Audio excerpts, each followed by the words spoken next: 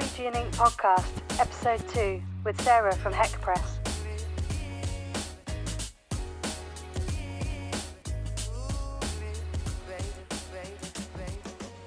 Hi, how are you? I'm all right. Sorry, I was having my dad come to the rescue there because I couldn't find a pair of headphones that was compatible with like my laptop. I know, that really sucks. It's just Apple just like making devices that only work with like a certain device and just making life difficult for everyone. I just found my earbuds, that my earbuds were in my leggings, and then the little case was like in my car, and I was like, fuck, quickly go run, charge those, get them sorted. I know, I'm not used to doing all this yet. It's still quite a new little thing for us. Oh, it's really cool. I mean, this is the first time I've ever done a podcast, so I'm like, you know, shitting myself. But well, you can always just say, "Oh, edit that out if you say anything weird," or it's fine. Yeah, that will be most likely. So it's cool that I get to like actually speak to you in person instead of just like, you know, just liking things on Instagram and.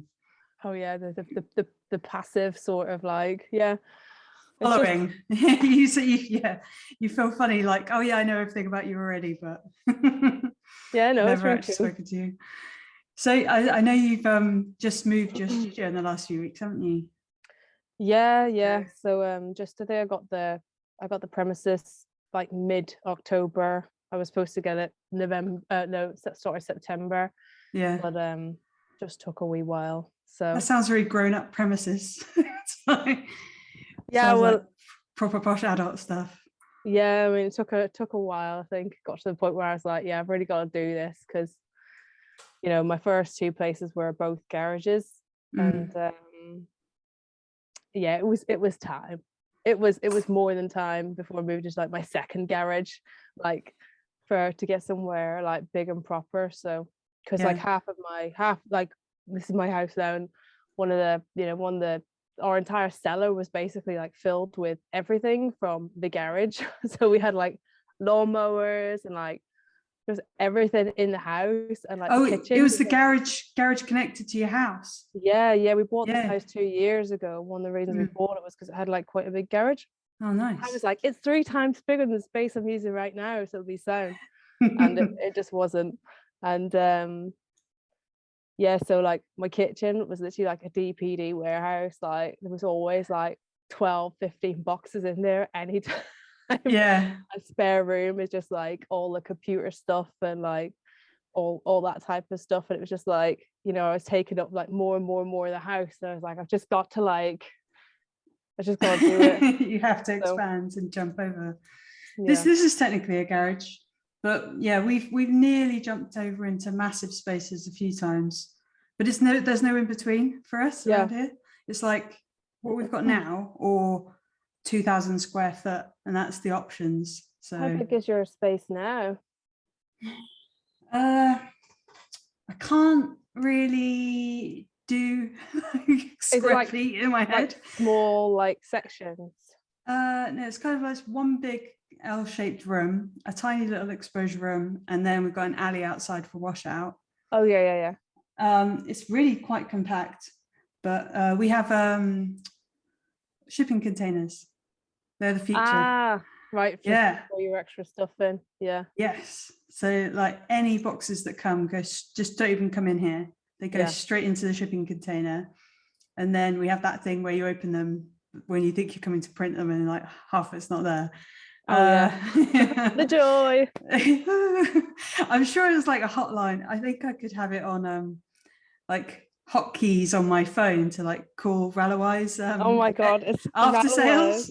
Every time I'm like, I haven't ordered from you in a while, but I've just made this order and it was only for 6 t-shirts and there's one missing. Yeah, I know, it's a massive shit show. They sent I added some leggings on for myself the other day, and then now I've got 4 pairs of leggings.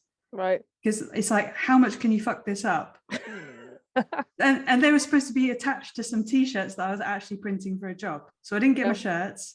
I just got 2 pairs of leggings, and then I got my shirts again and another pair of leggings and then another. It's like, you must be losing so much money.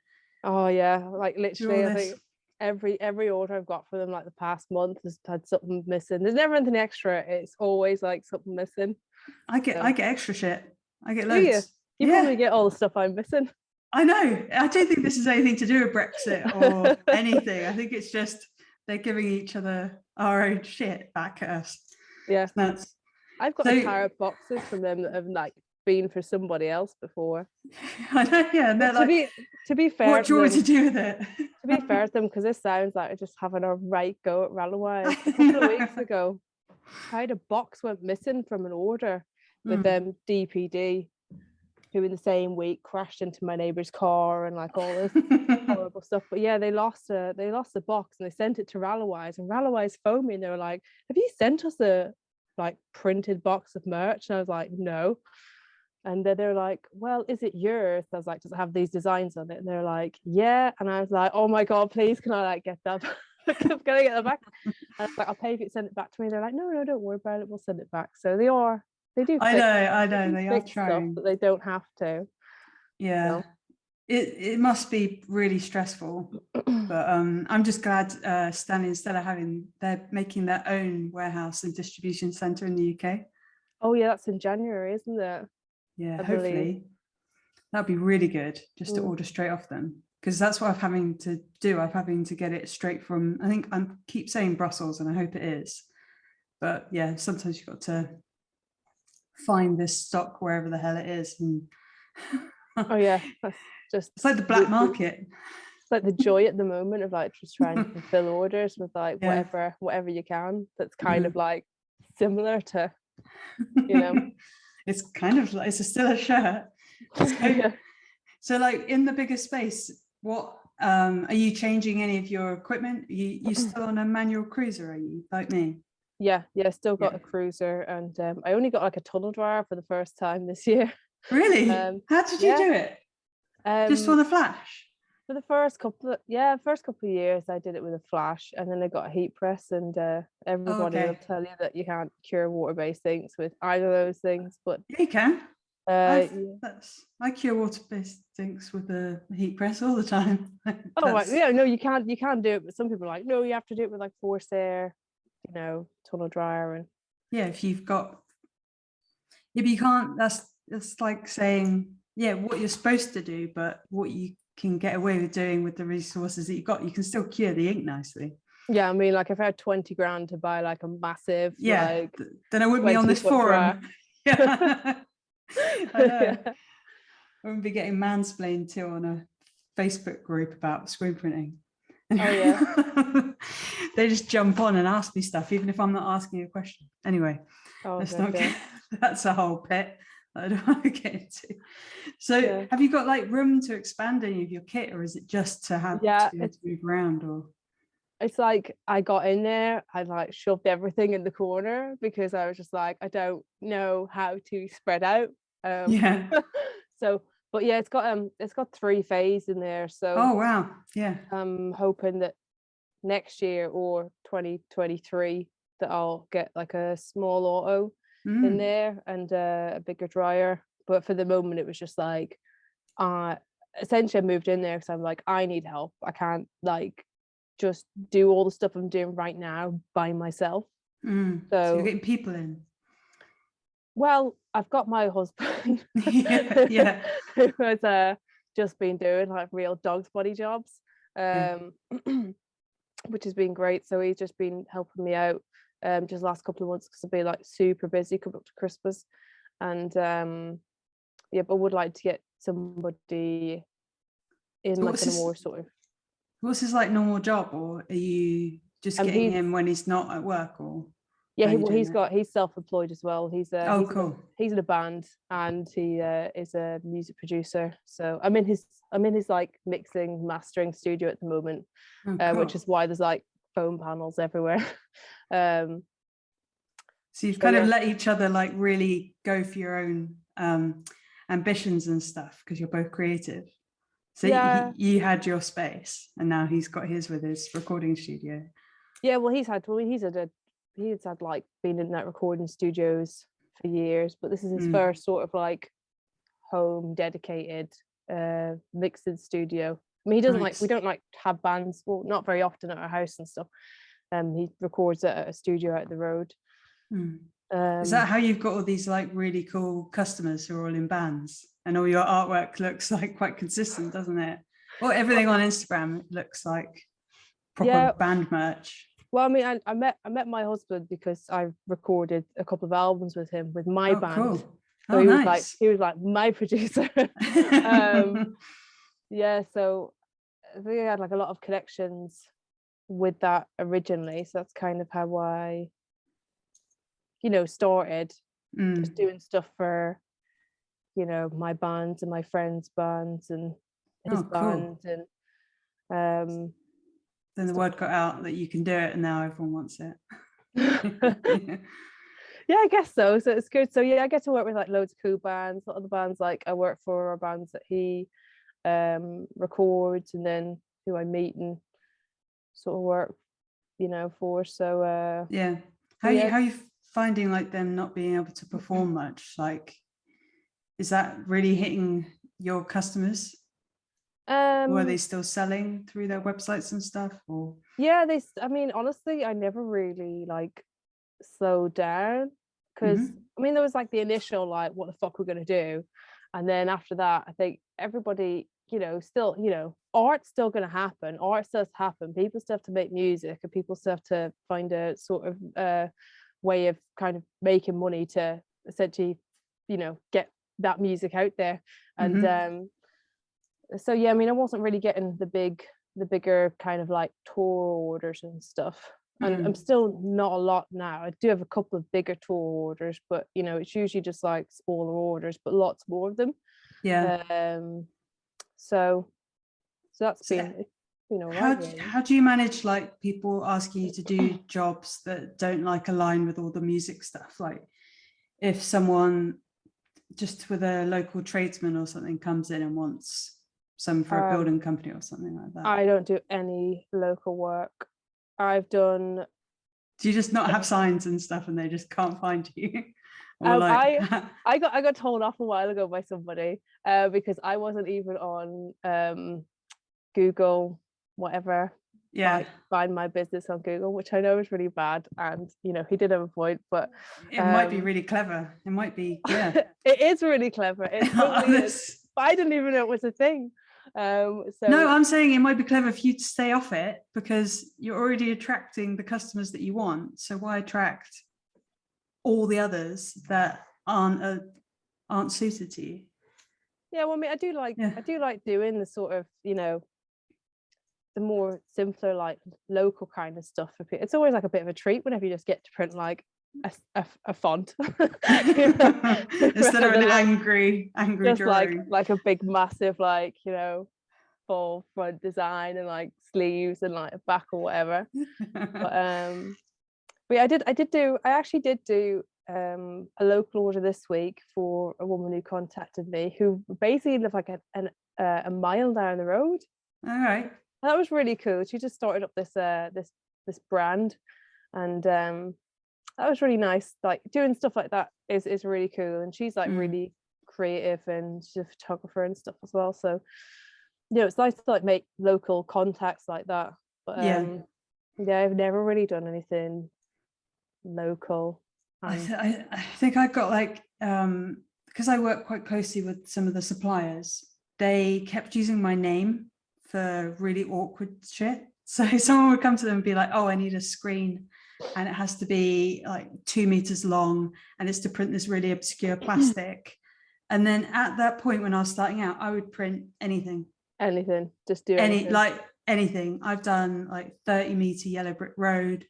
I've done giant deck chairs, like superhero outfits, metal, literally anything. Yeah. And I did it to myself, but I gave myself that name of, oh, if you can't get anyone else stupid enough to do it, Chessie will do it. And it took me ages to shake that off. I suppose that in one way though, it's like you probably learn so much about how to do all that stuff. Whereas maybe more for me, I've kind of always done like the one thing. So yeah, whenever I get something that's like a bit more out the box, I can be like really stumped. And then because I'm on my own, it's like I don't really have anybody to be like, you know, to like kick off ideas with. I mean, I obviously there's like all the printers and stuff I chat to, but you know, I know what you mean though. Yeah, sometimes like if something's a bit awkward, I'm just like, yeah, I just don't have the time to do any like R&D on that. Like I know so and so will be able to do it like better. And it's good. It's funny because you've stuck to actually what most people find the most difficult thing, which is like water-based printing. Like that is like known to be tricky, and I know I've struggled with it when I'm trying to do YouTube videos and stuff because everything's drying in and you're like, oh, this is just not worth it. Yeah. And it is quite tricky curing the water-based and the dischargings. So yeah, there would be definitely days where I'd want to just stop, clean all the screens, and yeah, it is quite difficult, especially on your own, because you haven't got anyone else to go like, just one more try. You've got to be self-motivated. Yeah, I mean, it's like just water-based could be a bit, you know, of a beast sometimes, but I only printed with plastisol for the first time. Oh, you went the other way. You went plastisol into water-based. No, I only ever printed water-based, and then a couple of weeks ago I had to make some plastisol neck transfers because apparently the line weight was too thin, which it wasn't, by a couple of the big companies. So I was like, right, okay, let's give this a go. And I was like, this is shit. Why do people print with this? It's horrible.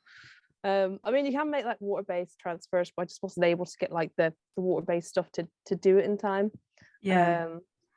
You had it. Yeah, I just thought it sucked. I mean, I'm surprised I why did you hate it so much? What went wrong? It was just like, it's just so heavy and like so thick, and you know, it's just like I just didn't know how to like clean it. I just didn't know what to do with it. You know? I do know what you mean. It's just not my wheelhouse, you know, not at all. Yeah, I did do my first shirts because I was a flatbed printer for a long time. I did my first shirts. I'm looking at the bloody spot on the floor because it was horrendous. Like on a single arm press, there's just plastisol everywhere. And I was like, oh my God, I'm never going to be able to get this. But I've already said yes to a job. So I have to, that's the only way to start, by the way. Like jump into a horrendous deep end when a customer's waiting for you to get this right and you can't figure it out. The pressure. Yeah. Well, you can ask me about plastisol transfers. I do that stuff all the time. Thank you. I mean, I did do them all right, and they came out fine. But compared to water-based, now you're I mean, I literally bought like the smallest tubs of plastisol ever because I was like, I'm not going to use this for anything else. I'm only going to use this to make like coup grade transfers. That's it. Do you think you've built up a kind of like negative thing of plastisol because of how eco-friendly and use, like how much you love printing with water-based ink? I mean, I don't know if it's like love printing with water-based ink. It's just so different, isn't it? I think because whenever I started, I was printing at my mother and father-in-law's, one of their outbuildings, like a 3 meter by 3.2 meter outbuilding, which I had my cruiser in. Yeah, Jesus, like, really? It took up all the room. Yeah, it got more difficult when I was about 8 months pregnant, trying to get around it. But because I was there, and you know, I kind of didn't really want to be putting all that stuff down. I mean, I didn't have like a washout area or anything at the time. I see. I was power hosing in the garden, and then I did manage to like basically rent like a utility room from the school next door, which I put a sink into. So I would walk across the road like all my screens like midnight into this old which used to be an old school, to wash everything out. Really creepy. Yeah, I just didn't want to like kind of have any of that, you know, bad stuff going anywhere. So I just thought water-based was the only way, really. And I just like the whole idea of it whenever I read about it, and read about like water-based versus plastisol, and I just thought that's what I want to do. So go for it. That's why I do it, really. Are you a geek on the Magna Colours website? Because you use Magna Colours, right? Mm. Yeah. Do you know how they've got all those like educational Oh quizzes? yeah. Am I the only person that does the quizzes? And I'm like, oh, I need to get my No, I did. you have to keep going back and redoing the answers because some of them are impossible. But... Yeah, there's one I got like some wrong, and I was like, "Are you shitting me?" Like, I definitely got all those right. I know. I feel like I was like, right, I'm rewatching this bloody video 10 times until I get the whole clean sweep. Yeah. I know. Yeah, they're really nice, Magna Colours. I want to be able to go and visit. There's always been COVID when I'm ready to go and move over to water-based. Apparently they show you like all the stuff, and a few people they've even put up in hotels Oh, to really? to go and visit them. So I hope that's facts, because I want to do that. I'm gonna try and get on the sweet end of them. So what kind of like music were you playing in your band, or what genre is it? Is it like rock or something? Yeah, it's just like sort of heavy metal kind of. Heavy metal? Yeah. I'm like rock. You're like, no, fuck that. Heavy metal. Like heavy metal. Yeah, no, yeah. So is that what's playing in the studio? Like when you're just in there on your own? I just listen to my own band on like repeat. No. No, just sometimes. Just sometimes, yeah. No, we did like a new album this year. So oh, cool. What's your band? I have to write it down. It's called Darkest Era. So funny that you're like, you'd never like know instantly that someone's into like heavy metal. You're like, yeah, my band's called Darkest Era. Oh, I've had that. Sounds like full on. I don't know. It's like I think it's pretty easy listed, to be honest. But I'll give it a go. I'll have it on here. Yeah, sorry, go on. No, carry on. Sorry. I say my music taste is like horrendously bad. It's just, it can only be played on my own. Oh, really? It's like, yeah, really just only awful shit. Listening. Yeah, if anyone comes in, they're like, oh, for fuck's sake. And then they're like, Alexa, turn it off, or stop playing this music. I'll play like Johnny Cash. Oh, I like Johnny Cash. But all his friends as well. So all of the like country and western people. And I think it's from my dad only having like 5 CDs growing up, and we used to play them on repeat. Oh yeah. And now I've like, that is my music taste now. It must have been at an influential period in my life. So now that's all I like now. I've ruined myself. I'll try and get into Darkest Era though. Well, no, you don't. Honestly, you don't have to. But yeah, no, I listen to like a lot of stuff, so everything. So how did you like start learning how to screen print, apart from just taking on your own jobs and printing for yourself? Can't even remember. I mean, I got into screen print essentially because I just had a notion that I was going to do it. Yeah. And were you doing another job at the time, or? I think I was. I mean, I used to be a picture framer for 8 years, which I absolutely loved. I loved working with my hands on like the sort of technical aspect of that, and working with like artists and exhibitions and things like that, just like hanging exhibitions, and just always really loved that. And then ended up leaving that job to work the most boring job ever in my life at what is it? The civil service in IT assist, for the sole purpose of saving up some money so I could start a business. And essentially I'd originally decided that I was going to start a picture framing business. But I wasn't sure because I didn't want to work 6 days a week. Right, so you chose this instead. But yeah, I think my husband was on tour at the time with this really cool band called Youth and Mama, and they've got this amazing poster printing company called Malleus Rock Art Labs, and they do loads of really cool shit. And he ended up like, he was on tour and he was like, look at these cool posters these guys printed, and I was instantly just like, that's what I want to do. That's what I want to do. So I literally just like went on eBay, I bought, what I thought at the time was a very expensive press for £400 off some off some fella up like from a North Wales service station who also owned a restaurant. Which, what was he doing with it? I've got no fucking clue. But so I just bought that and then got it home and I was like, what have I done? Yeah, what now? Like, yeah, I think I just like watched like loads of like cat spit videos, and then I got that book, the How to Screen Print for Fun and Profit or whatever. If you've ever heard that one. I think I have. I've heard it referenced, but I haven't seen it myself.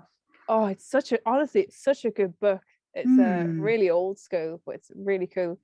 And that I'll was have to making me write notes. Yeah. So I think there's like a free PDF. Well, there was at one point a free PDF of it. That might be it on his website. Is it my Atkinson or something? No. Okay, I think I've read the PDF. I think that's what I've done. It's really good for, I think, people starting out. It's quite like good to have like a manual rather than just like, sometimes just watching stuff doesn't really work as well for people.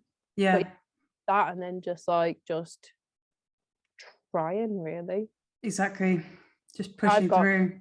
I've got no idea. I managed to like print my first jobs. Absolutely no recollection of how I managed to do it. You're like, please don't come back. Do your wash tests. It's like, so stressful putting it in the wash when you know you've already given it to the customer. You're like, please. When you're doing something new or special. Mm-hmm. Have you ever had any like horror cases where you just put anything out that's gone wrong? I can't imagine you have, but I had like the worst thing that I've ever done. What? I mean, I just don't know if anybody's ever done anything worse than this. I'll help you in a minute with my bad one, and we'll see if they're as bad as each other. But go on, you say yours first. So whenever I started like Heck Press, I was also working. I was working at a school as just a teaching assistant, and I made like all the hoodies for the GCSE kids. But I put like, it was like college, but I somehow managed to put like 3 L's in college. And you didn't notice until they're walking around, or literally, I have never wanted to die so much in my life.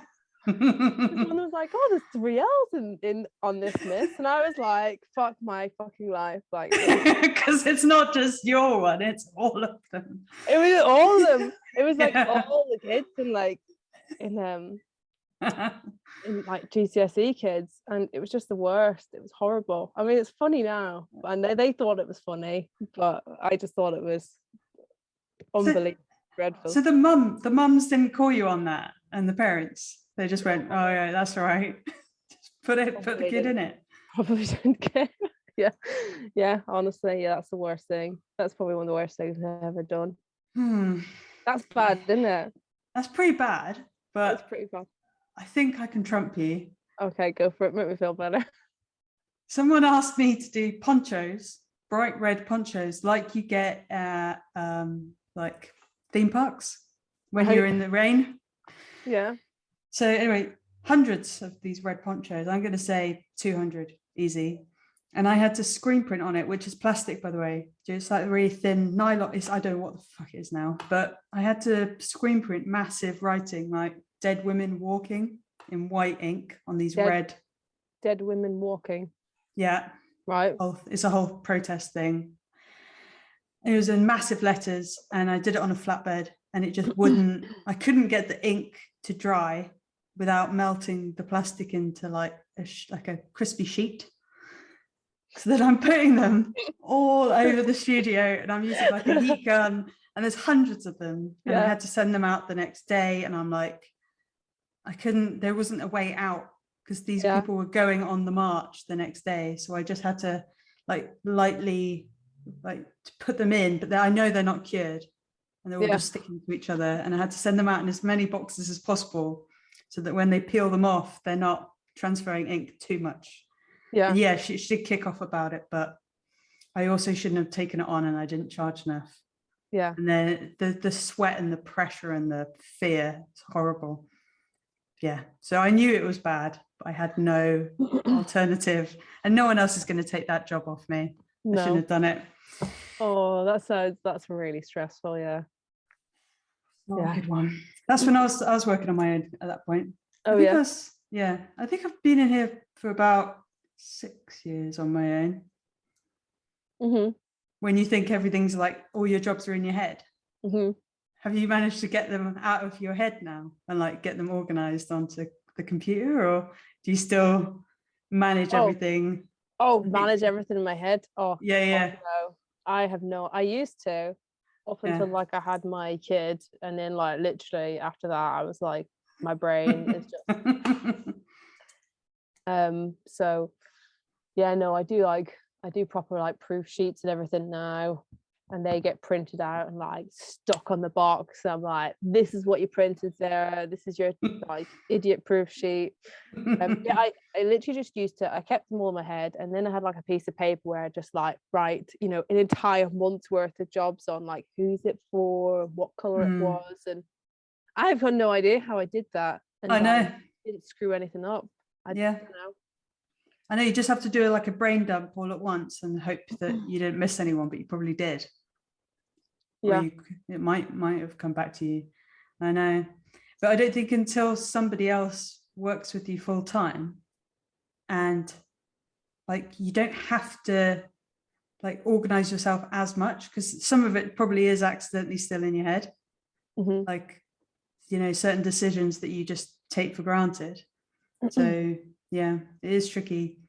Like everyone's like, oh yeah, I know how I do everything because it's all in my head, but it has to be on a PDF or something in order for that to be useful for other people. So yeah, I think that now, well, because I just can't remember, there's just like too much stuff going on, but I just can't remember it anyway. But I'll just think about minute details, and if I think about one of those at like midnight, I'll be up to like 4 o'clock in the morning thinking about a job, because I just like think too much about jobs as well. So do you have like a constant inner monologue? Yeah, probably. Because I only learned like 6 months ago that some people don't. Like I thought somebody in their head. Yeah, they could just like go for a run or something and they don't think about anything. And I'm like, what? Sorry, really what happened? lonely. Like, sorry, you just go and you could just like not think of anything. And I'm just there like buzzing with the same thought over 1,000 times, thinking it in 10 different ways. Yeah. You just keep yourself up at night.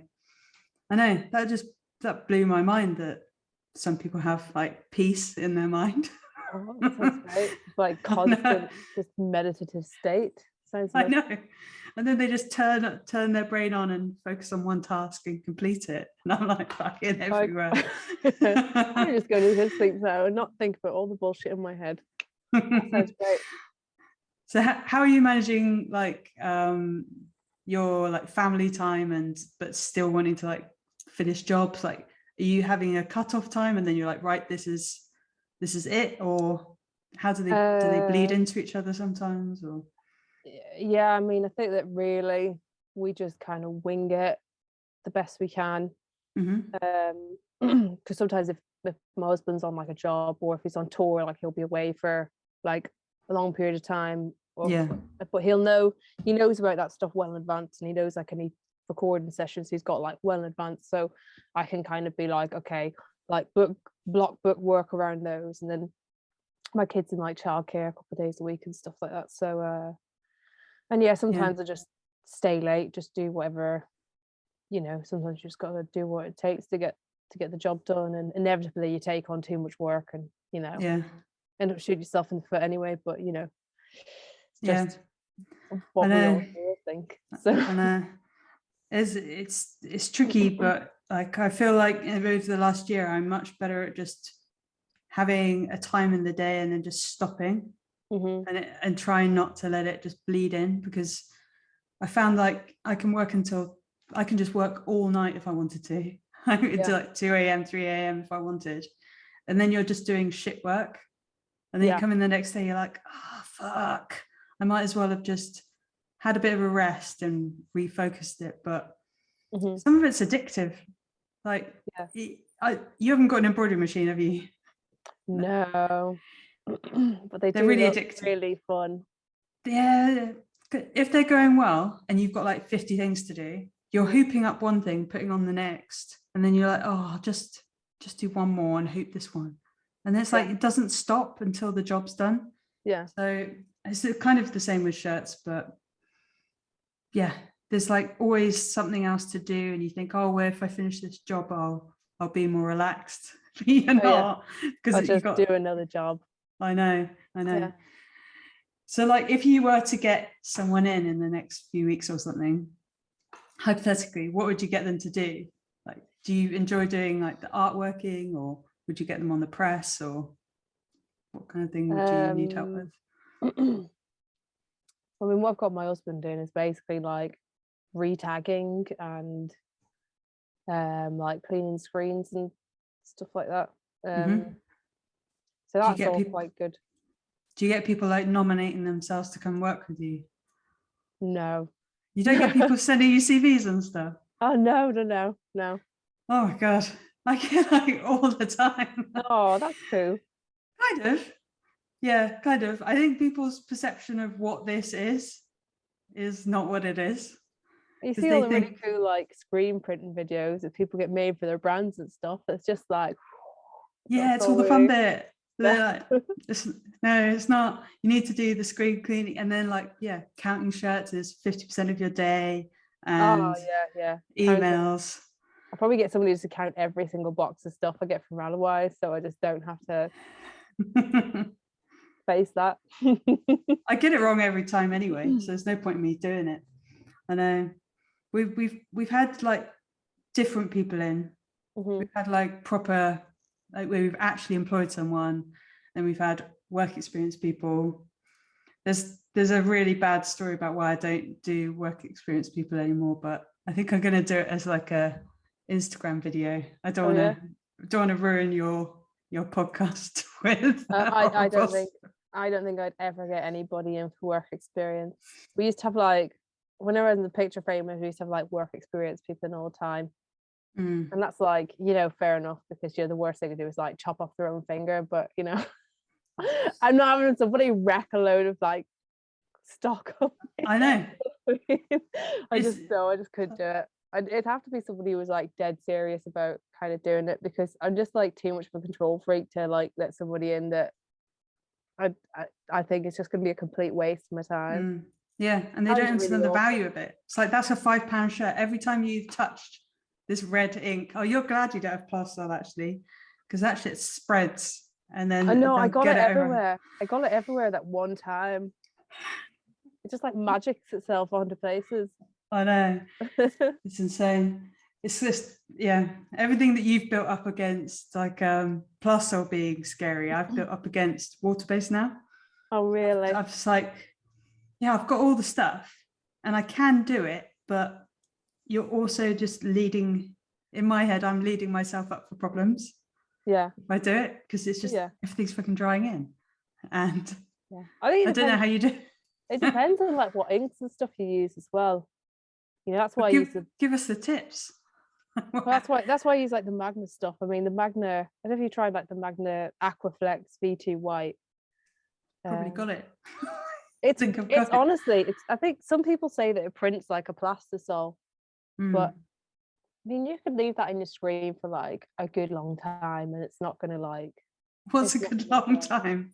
I don't know, like 30 seconds. No, like 20 minutes, like maybe. You really? Can like, clear it with like a good hard, pull or push or whatever. Like, yeah, it's really nice. And I mean, discharge, you'd have to be like going on a jolly to let that stuff dry on your screen, because I don't know what's in it, but it doesn't really dry like the same way. Especially some of the like the CCI discharge doesn't. That stuff just stays wet for like all time until it's cured. So Yeah, well, seems to. Actually, I left some of the screen. I had to like make like a flattening screen the other day, and I put some just clear discharge ink in it to and it was still wet like a week later. Wow. So you had to make a flattening screen because you're doing like hoodies or something, and you had to. Yeah, I was just having a problem getting like a smooth print on some brand of hoodies, which are a pain in the arse. I mean, I can't really say that I won, but kind of I got the job there in the end. Yeah. Crawled over the finish line. You know. I know. one of those. When someone's adamant about having a certain hoodie, just because it's like the worst phrase is like tried and tested. It's like, no, it's not tried and tested, it's old and shit, and there's new ones now, and let's go over here to it's like I was talking to Jack from Old Elton's about it. It's kind of like the weird shit people say to screen printers. It's like they're adamant about you using a certain thing, but I've never seen another industry where you're like, okay, I'm adamant that you like go to your builder and you're like, you have to use these bricks because they're really cheap and I've seen them everywhere. You don't suggest things like that. I don't know. Yeah, I use Gildan like most of the time, but if anybody ever says like, I want some hoodies, can I get Gildan hoodies? I'm like, no. No, like I point blank won't print on them anymore because they melt, they dye migrate. I just think they look awful whenever I see other people print them. They look awful. I figured out why they're so hard to use with discharge ink now as well, because I didn't know this was a thing, but say if they've oversold one of the colors and they've already dyed the hoodies, then especially you doing loads of heavy metal like bands, they just say if they've run out of blacks, they'll just get some purples and dye them black. Over dye it, yeah. I mean, you've got no chance doing discharge and stuff. I've never discharged the I've never tried to discharge the hoodies because they're like 50/50s. I usually do like the Audis ones, which are still pretty cheap. They discharge really they generally discharge really, really well. How does everyone else know it's Audis and I've been saying all we do is for like we do is I don't know. Well, I mean that is it, isn't it? You could, say it how you want to say it.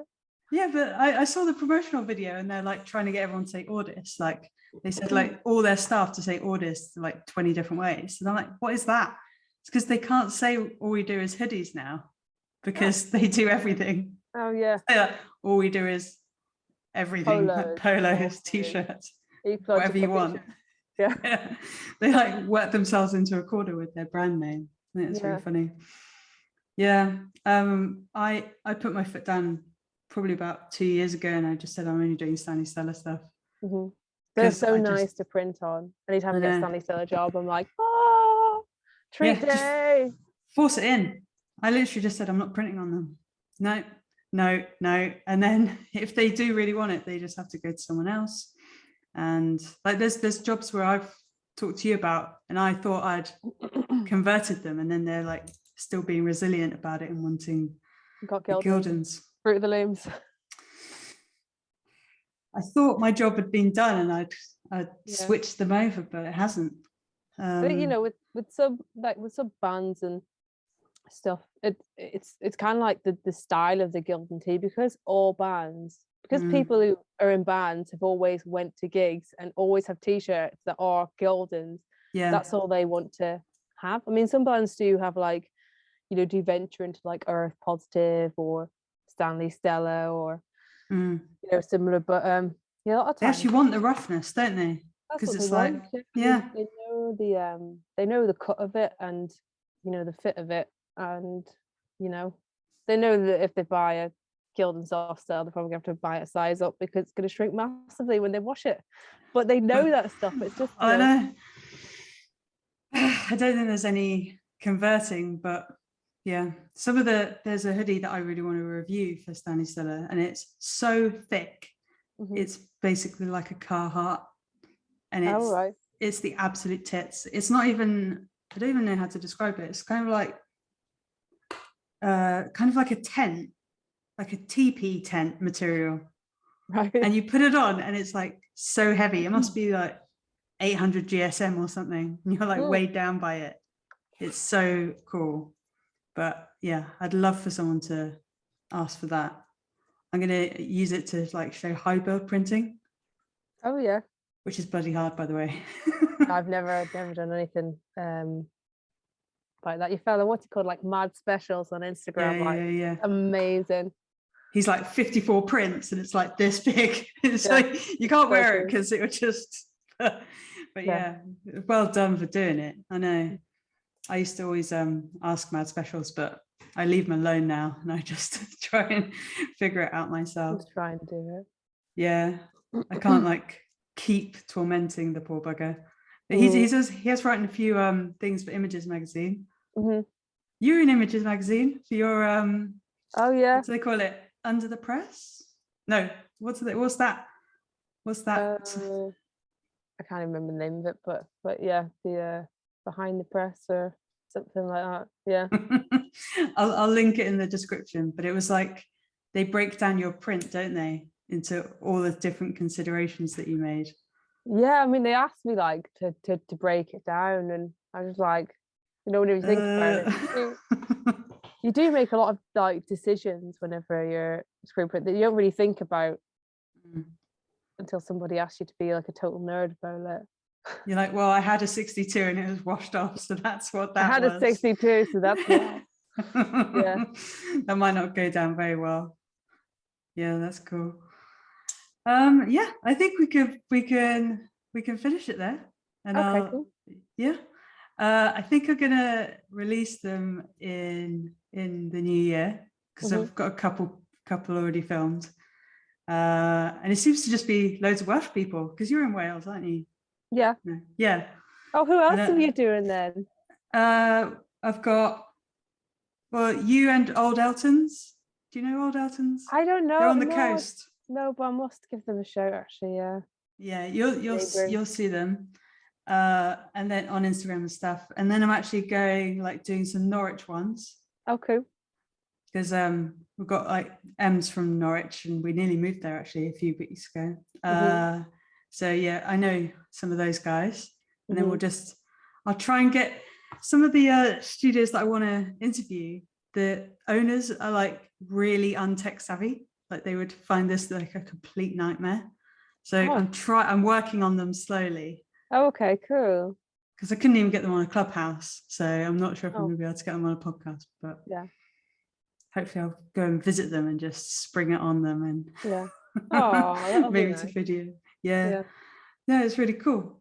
It's nice being able to like actually speak to people that you follow. Yeah, totally. And I don't know what I was like so nervous about. When I get nervous, I like go completely red. So hopefully I haven't done anything like that. That's why I've got like low light in here. I'm just like. And I like that you had to get your hair done. Well, you didn't have to get your hair done, but you're like, oh no, don't send over my picture until my hair's all. Oh no, I'm so awful. Like I literally took like about 100 photos. I was like, shit. I was looking in your website. I was like, maybe I could just take one off my website, and there's nothing. It's like the back of your head looking at something. I was like, I can't do that. Yeah, I don't have to ask you for it. I don't like put a lot of photos of myself on Instagram just because I never have done. I think because like the clients I have and stuff, you know, I still get emails like, hey man, hey dude, and I'm just like, you know, I kind of don't want to be like, I'm a girl. I get called a bloody man when I'm just out and about in the shops, like especially kids. They're like, oh, that like I've got like shaved head on the sides. So yeah, you get it online and I get it in real life.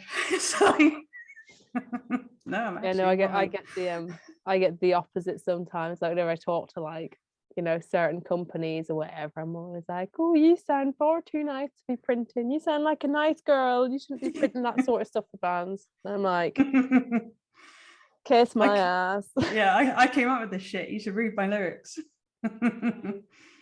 Yeah, that's really funny. Cool. I'll design your thumbnail and send that over to you, and you can put it on if you can put it on your stories or something like that. And then I'll let you know in the new year. Okay. Hopefully I didn't say anything like stupid. You didn't say anything stupid. You're good. Okay. Awesome. Well, thank you very much. No problem. Okay. I Okay. hope you have a nice Christmas and stuff. Yeah, you too. Bye. Okay, cheers. Bye.